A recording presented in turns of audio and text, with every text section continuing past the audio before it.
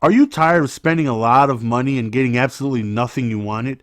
Head on over to MrMuttCoin.com for the cheapest, safest, most reliable coins on the net. And are you also looking for training points to power up that player to make them just a little bit better? Training is also available on the website. Link is down below in the description.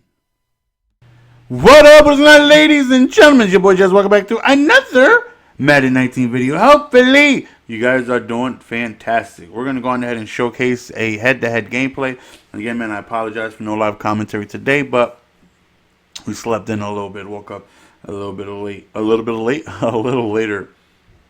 And again, man, the videos, the live commentaries, the editing, all the stuff that we do takes time. So, we did get some gameplay for you guys today, though. If you guys watched the video earlier, the Legends video, you guys will have seen that I had said that we will be doing or getting none of the Legends.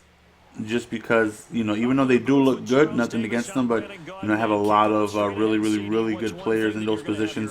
Unless it would have to be like overwhelmingly like no-brainer to me. Tatum or Keyshawn isn't that. But maybe I will. Maybe I will get Tatum because he does have secure tacklers, and that right there can be helpful.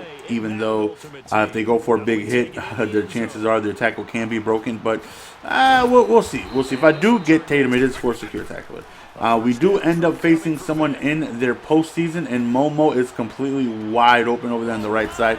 And I don't know about you guys, man, but I don't like facing people in their playoffs, as we get a beautiful run right there by Gurley, and we get on into the end zone and we take a 7-0 lead.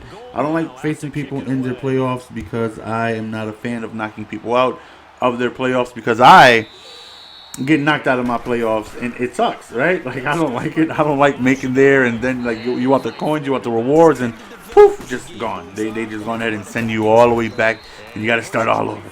But listen, man, the man's got to do what the man's got to do. I ain't gonna let him win. He got to earn it. He got to earn the win. So on 4th and 2, he goes for it right here, and he's got like a bunch of deep routes, but he goes underneath. So good check down by him, picking up the first down for his first completion of the game. And right here, I don't know what happened, but Ndamukong just came completely untouched out of the knee gap. I was like, I don't know what it is I did there, but please do it again. And Ndamukong, like, please just continue doing whatever it is you just did. And right there, he had way too much time and just completely sat in that pocket and had all day, and ends up finding a receiver wide open. So we would like to change that. And now he's just dotting me up underneath. So it's like, all right, he's getting too much time and me just sitting in nickel over G. And I'm not a fan of that. So we got to switch it up.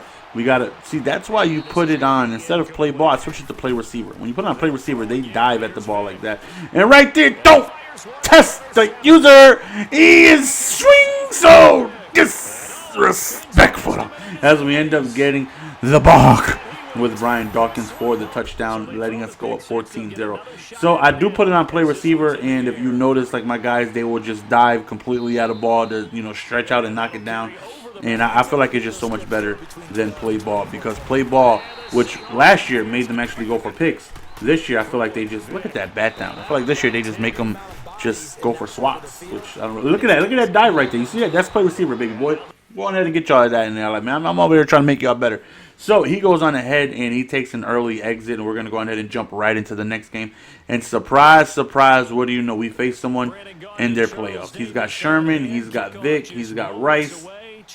He's got a good top 3 that we got to worry about. So, and again, he's in his place. I feel like if you pay attention to my opponents, and most of the time when I play them, I feel like I'm just always in their postseason. Like, I hate it. I don't like doing people in their playoffs, man. It makes me feel. But listen, man's got to do what a man's got to do, right? So to start off, he goes on ahead and he's on offense, which is a plus for us. And not to mention, usually, when people are in their playoffs, that usually means, look at that low dot right there. That was beautiful.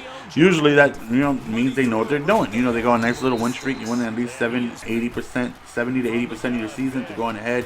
And at the minimum to make it to the postseason, they know what they're doing. And I don't want to face good players, and I need all the bums, baby, all of them. And right there, guess who? Ndamukong with the big sack right there, forcing the 4th and 24. And now we will start off on offense. Let's see if we can put some points on the board and take advantage of being up 1 possession. And right here we got Momo, but we're going to reroute Steve Smith upwards for the first down. Definitely love some Steve Smiths. And then, oh my goodness, man, the potential for that run on the left side was so good.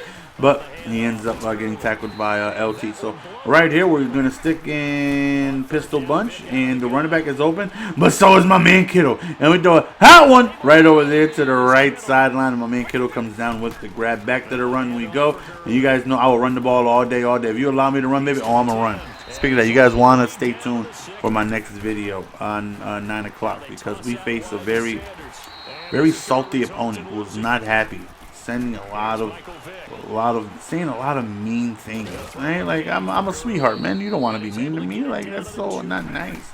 Right here on 3rd and goal, we run the ball again, and we end up getting in the end zone, taking a 7-0 lead. And very importantly, we get ball at the half. So we're up 7-0. We get ball at the half. No matter what he does here, we should at least get another possession before the half. So, you know, ending the first half and starting the second half with a double dip with the scoring before half, getting the ball back and scoring again is always a beautiful thing. So right sideline right there, wide open, hits me with the crossing route, and I think he's in trips tight end right here, and that formation is just so hell. Like, it's so difficult. Like, the plays are just so good. Right here, he goes over the middle. I click on, I'm holding Y and just got no animation. I'm like, you got to be kidding me. 3rd and 8 right here. He rolls out to the right side, and once again, right sideline wide open. And if you want to rewind that, because I looked at it while I was editing, it's just completely bogus how we had a purple route right there, but he goes on ahead and he will not play it. Like, he just continued backing up. Like, he just did not play it whatsoever. And it's a little frustrating when that happens, man. But nonetheless, 3rd and goal, beautiful low dot right there to go in there and score a touchdown. I will say that he's got some good low dots that he's throwing on his in routes. And we got to try and stop that, because that's, you know, a little frustrating for us. 1st and 10 right here. We got the ball, and here's what we want to at least put some type of points on the board. Look at the reroute right there. I love playmaker. I'm a playmaker bum, man. Even though I hate it when it's used against me. Oh, I love it. It bails me out all the time. Like, all the time. And I need it. I love it. And especially when you can playmaker like a deep run. He was 25 yards downfield. Quick little playmaker. Right here, we end up going to Gurley. Air truck. We end up missing a little inside juke. And we are in field goal range. Again, perfect position. Go ahead and score. Get the ball back. Score again. And we should be all right. So as long as we don't do anything too goofy, we should at least be in the lead right here. Look at Franco Harris right there, wide open. A boom, breaks a tackle. A boom, breaks a tackle. Breaks another tackle. Takes 2 guys to take him down, but unfortunately he lost me the first down. 2nd and 2, we decide to run play, and we don't get it. He's going to go ahead and call a timeout. We're going to go ahead and settle for the field goal. Franco Harris completely cost me an opportunity to try and score a touchdown. Thank you, Franco. You were going the wrong way.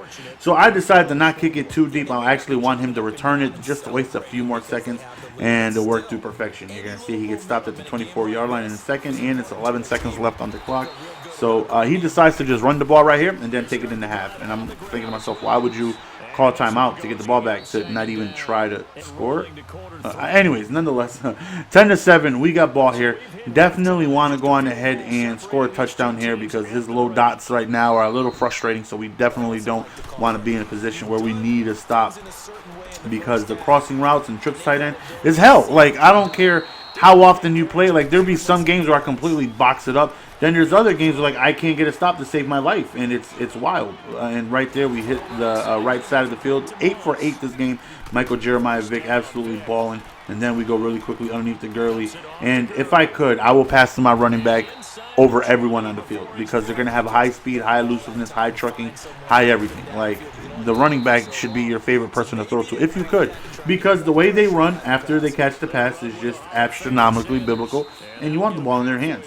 Right here on 2nd and goal, we go to the right side, big toss, big spin work right there by Todd Gurlington, and we end up scoring a touchdown, going up 17-7. But he's shown that he runs a formation that, you know, again, some games I'll just completely lock it up, and then other games I can't stop it to save my life. So it's a give or take. It's a coin flip, and I'll do the same adjustment, same defense, and sometimes it works, and sometimes it just doesn't. Really quickly right there to the left side. And again, it's like, all right, we got to send pressure. So now I'm sending crossfire out of 3-4 odd, 4-3 odd, excuse me, instead of sitting in nickel over G. We're sending a bunch of people. He's picking it up right there. We click on, we go for the dive, and I felt like Rod Woodson should have played that. So like, you know, we got to make an adjustment. Rod, you got to go. I told you guys Cam Chancellor is the best cornerback in this game. I feel like Cam would have played it. So let's get Cam out of there. We're going to go on ahead and we're going to put Cam at cornerback. because Cam is an absolute goon and he will just make plays. He's just a goon. Goes over to the right side and it is dropped the very next play. That adjustment pays off because he's going to try to go over here to the left side. Cam is there with his 97 jumping, 98 jumping, whatever it is he's got. 6'3", easy pick, ball game. He goes on ahead and quits. Hopefully, you guys enjoyed the video, man. It's your boy Jess. We're going to go on ahead and be signing out, man. Appreciate the support. As always, we have our daily quick sell coming up too, so you guys can take a look at that. But again, man, appreciate the support as always, man. Slide the like button on your way out, man. It really means a lot. Until next time, peace.